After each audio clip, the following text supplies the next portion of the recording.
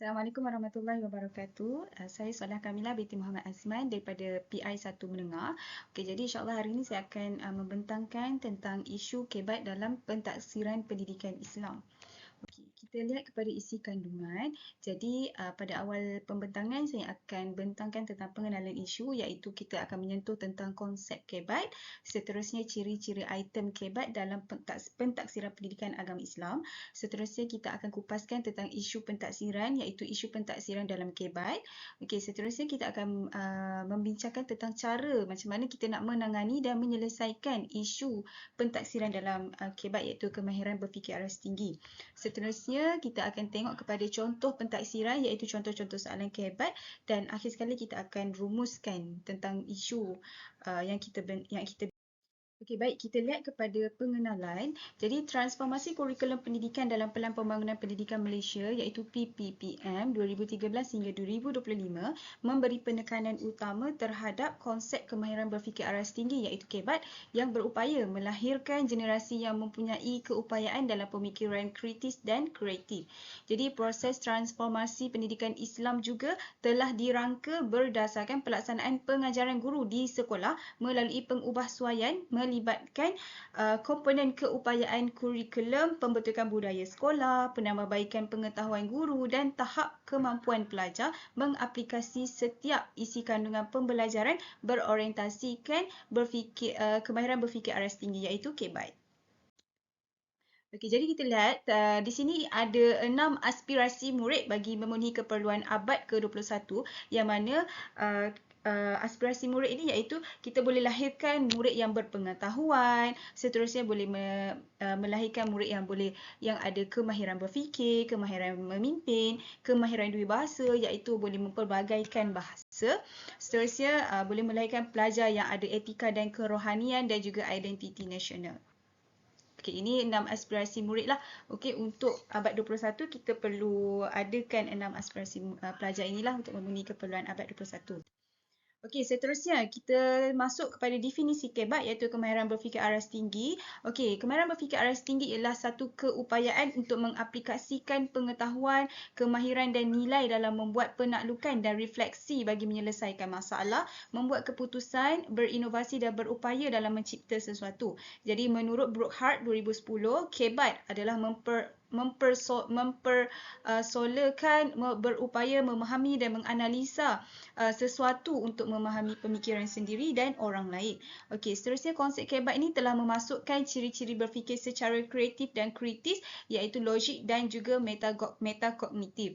Okey, melalui kebat iaitu melalui kemahiran berfikir aras tinggi ni pelajar mampu memberi penjelasan dan mampu menyelesaikan masalah serta menginovasi dan juga mencipta, ataupun pelajar ni dia mampu menunjukkan hasil akhir mengikut konteks yang diperlukan. Okey, seterusnya kita lihat kepada konsep pentaksiran. Pentaksiran adalah proses mendapatkan maklumat dengan menggunakan pelbagai kaedah dan pendekatan, sama ada dari segi formatif, kan, sumatif. Kalau sumatif ni biasanya pentaksiran akhir tahun lah, macam SPM ke, akhir tahun UASA ke, kan. Formal dan informal, dalaman dan luaran bagi mendapatkan evidence ataupun bukti yang boleh dipertimbangkan. Okey, dan seterusnya membuat penghakiman ataupun penilaian tentang sesuatu produk pendidikan. Okey, jadi proses ialah satu susunan langkah atau tindakan yang tertib ataupun tersusun, yang terarah, yang digunakan untuk mendapatkan hasil yang dikehendaki. Okey, maklumat ialah evidence ataupun bukti yang menggambarkan prestasi pelajar dalam sesuatu perkara yang ditaksir. Penghakiman iaitu merupakan satu proses pertimbangan tentang pencapaian pendidikan pelajar. Okey, produk ni dalam konteks pendidikan Okey, produk dalam konteks pendidikan merupakan pengetahuan, kemahiran dan nilai atau adab yang diperoleh murid setelah melalui proses pendidikan. Okey, seterusnya kita lihat kepada konsep kemahiran berfikir aras tinggi. Konsep pelaksanaan kebat ni menurut KPM di dalam bilik darjah dia memerlukan satu perubahan dalam kurikulum, pedagogi dan juga pentaksiran, iaitu di mana yang pertama, kurikulum yang dibentuk bersandarkan kebat ni dia memerlukan ianya ditulis secara eksplisit di dalam dokumen kurikulum. Okey, yang kedua, pedagogi ni dilaksanakan dengan pelbagai strategi PDPC, okey, yang menerapkan kebat seperti alat berfikir, soalan aras tinggi dan inquiry. Okey, macam pelbagai strategi pengajaran dan pembelajaran. Kena selitkan jugalah kebat lah untuk kita lihat sejauh mana pelajar kita boleh berfikir luar kotak. Okey, seterusnya pentaksiran yang dipelbagaikan menerusi soalan berbentuk aras tinggi kebat ni dalam peperiksaan pusat dan penilaian yang dilakukan secara berterusan menerusi penilaian berasaskan sekolah iaitu PBS yang melibatkan 3 aspek utama iaitu penilaian psikomotor, peperiksaan dan pendidikan jasmani dan kesihatan iaitu PAJSK. Okey, seterusnya kita lihat kepada fokus kebat. Okey, kebat ni dia berfokus kepada pemikiran aras tinggi dengan memberi tumpuan kepada yang pertama. Kita ada 4 lah dekat sini. Yang pertama mengaplikasi, yang kedua menganalisis, yang ketiga menilai dan juga mencipta. Okey, untuk mengaplikasi, kebolehan menggunakan pengetahuan untuk menghasilkan sesuatu yang baharu seperti menjalankan eksperimen dan membuat binaan. Untuk menganalisis iaitu mencerakinkan atau menstruktur maklumat ke dalam bahagian yang lebih kecil. Seterusnya menentukan bagaimana bahagian struktur keseluruhan atau maklumat berkaitan antara satu sama lain.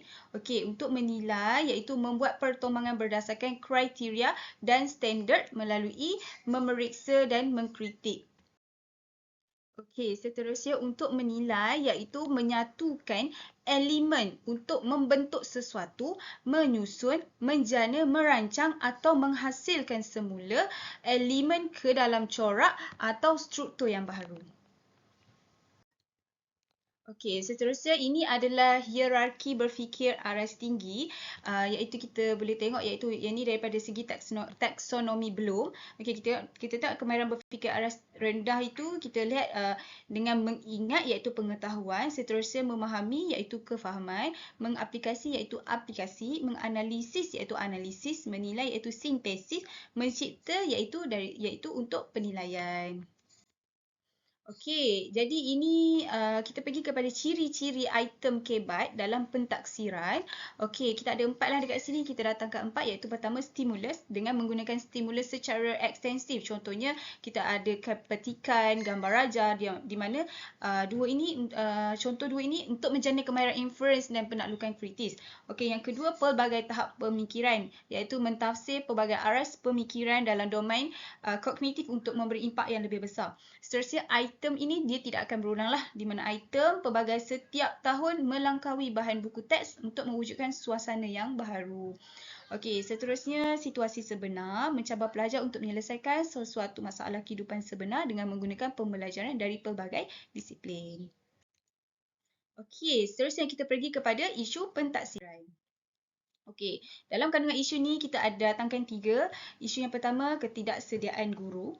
Okey, guru pendidikan Islam, ketidaksediaan guru pendidikan Islam dalam menerapkan kebat kemahiran berfikir aras tinggi kepada pelajar.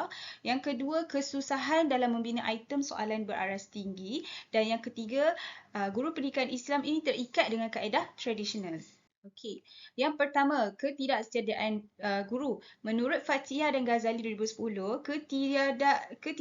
ketiadaan faktor kesediaan dalam kalangan guru dilihat mampu menyebabkan pengaplikasian kemahiran berfikir aras tinggi iaitu kebat tidak dapat dilaksanakan semasa proses pengajaran walaupun guru tersebut mempunyai kesedaran dan pengetahuan tentang kepentingan kebat ini.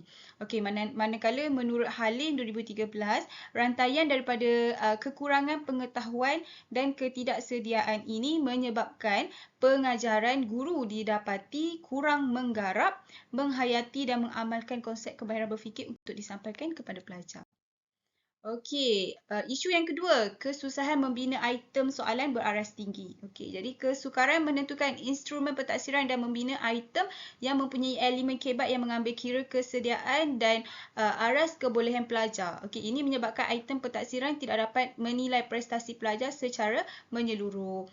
Okey, seterusnya ketidaksediaan ini mungkin berpunca kurangnya pendedahan tentang penerapan elemen kebat dalam pentaksiran ketika berada di institut perguruan ataupun universiti. Okey, seterusnya guru dia terikat dengan kaedah tradisional yang mana more kepada chalk and talk. Okey, jadi terdapat juga guru ni dia masih menggunakan penggunaan kaedah tradisional iaitu kaedah yang hanya berfokus kepada proses pengumpulan maklumat dan hafalan semata-mata. Okey, jadi dia guru-guru yang sebegini dia lagi selesa pelajar mereka ini dalam dalam pembelajaran mereka lagi suka pelajar dia more kepada hafalan. Okey, dia tidak menerapkan pelajar dalam kemahiran berfikir aras tinggi. Jadi ini tak boleh. Okey, ini perlu dikurangkan. Okey, sebab sekarang ni kita dah banyak kita dah more kepada PDP abad ke-21. Kita dah masuk ke IR 4.0 di mana dah pelbagai sumber, pelbagai aplikasi yang canggih-canggih yang guru perlu tahu dan perlu gunakanlah dalam pengajaran dan pembelajaran mereka. Jadi kebat ni perlu diterapkan. Jadi dengan isu-isu ini diharapkan guru pendidikan Islam dapat menangani dengan baik. Okey, seterusnya macam mana cara guru pendidikan Islam ni untuk menangani dan menyelesaikan isu tersebut? Okey, yang pertama, guru pendidikan Islam ni dia perlu melengkapkan diri dengan pengetahuan kebat. Jadi, okey, guru pendidikan Islam dia memainkan peranan penting dalam memastikan kemahiran kebat dapat dilaksanakan dalam pengajaran dan pembelajaran dengan mempelbagaikan strategi. Okey, tak kisahlah daripada segi nak selalu bagi soalan macam dalam berbentuk formatif ataupun soalan spontan, tapi yang pasti boleh membuatkan pelajar kita ini untuk berfikir di luar kotak mereka. Okey. Dia perlu pandai memainkan strategi. Okey. Seterusnya, guru haruslah mahir dalam menggunakan pelbagai kaedah dan strategi pengajaran dan pembelajaran yang betul semasa menjalankan pengajaran dan pembelajaran di dalam kelas. Jadi pembelajaran yang pelbagai ini tentu mewujudkan suasana pembelajaran yang lebih mesra pelajar, yang lebih kondusif, yang lebih selesa, yang lebih menyeronokkan pelajar. Okey, seterusnya, guru perlu mengubah teknik pengajaran secara chalk and talk kepada kaedah yang lebih menjurus ke pelajar untuk berfikir. Jadi pengajaran guru secara chalk and talk ni iaitu pengajaran chalk and talk ni pengajaran yang tradisional. Jadi guru ni dia perlu lebih kreatif, okey, dalam pengajaran mereka untuk menarik minat pelajar, okey. Dan chalk and talk ni dia perlu dikurangkanlah bagi meningkatkan profesional pengajaran seseorang guru. Okey, seterusnya, guru juga perlu merancang soalan, tugasan dan aktiviti yang menuntut pelajar untuk berfikir secara kreatif dan juga kritis.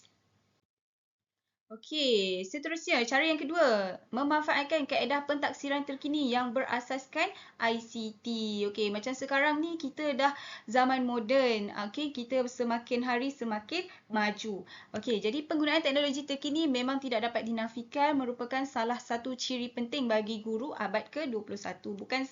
Bukan sahaja selain pada pelajar yang memang mahir dengan penggunaan gadget dan pelbagai alatan elektronik lain, maka guru juga perlu seiring dengan menggunakan kelebihan ini untuk menarik minat pelajar untuk belajar. Pembelajaran menggunakan LCD, menggunakan game, aplikasi mobile sudah tentu membawa kelainan kepada suasana pembelajaran di dalam kelas. Contohnya yang guru boleh gunakan untuk menarik minat pelajar, boleh inovasikan pengajaran dengan menggunakan Google Site. Okey, Google Site tu guru boleh bentangkan kepada pelajar tajuk-tajuk yang ingin diajar. Okey, di samping dengan slide-slide yang menarik kan, poster ke kan, daripada pelajar hanya belajar melalui buku teks semata-mata. Okey, itu sebenarnya kalau macam buku teks tu bagus, tapi untuk menarik minat pelajar nak tengok dekat slide tu ada macam-macam corak dan sebagainya kan. Itu lagi baguslah dengan searah dengan kita punya zaman moden ni. So more kepada penggunaan ICT lah. Okey, dan contoh macam soalan-soalan kebat yang boleh guru ajukan kepada pelajar ni melalui quizzes kan, word wall, macam itulah. Okey, contoh reka bentuk teknologi RBT iaitu merupakan satu mata pelajaran yang diperkenal dalam kurikulum standard sekolah rendah iaitu KSSR. Teras kurikulum RBT ni dia memberi tumpuan kepada kemahiran mereka bentuk menggunakan teknologi. Okey, menggunakan teknologi dengan menggabung jalin pelbagai pengetahuan dan kemahiran iaitu teknikal, teknologi pertanian dan sebagainya. Okey, jadi ini adalah contoh pentaksiran kebat. Okey, contoh pentaksiran kebat di sini iaitu padankan supaya menjadi ayat yang lengkap pada perkara hikmah berpuasa. Okey, jadi di sini dengan soalan ini guru boleh lihatlah pelajar boleh berfikir di luar kotak, berfikir aras tinggi. Okey, dan kita boleh nampak pelajar sama ada pelajar ini dia fokus ataupun tidak dalam kita punya PDP. Ini pun antara contoh pentaksiran kebat iaitu kesan daripada peristiwa pembukaan Kota Mekah. Okey, jadi dapat dirumuskan iaitu sistem pendidikan kini khususnya dalam kebat iaitu kemahiran berfikir aras tinggi merupakan kemahiran yang perlu diterapkan dengan lebih efektif dalam pengajaran dan pembelajaran. Okey, ianya memerlukan kaedah yang khusus yang mana guru diperlu mempunyai pengetahuan yang tinggi dalam kebat iaitu guru perlu bersedia dalam penerapan kebat ini. Okey, guru juga perlu memastikan kaedah pengajaran dan pembelajaran yang digunakan beraras tinggi dan juga perlu merancang penerapan kebat. Okey, jadi itu sahaja daripada saya. Sekian, terima kasih. Assalamualaikum warahmatullahi wabarakatuh.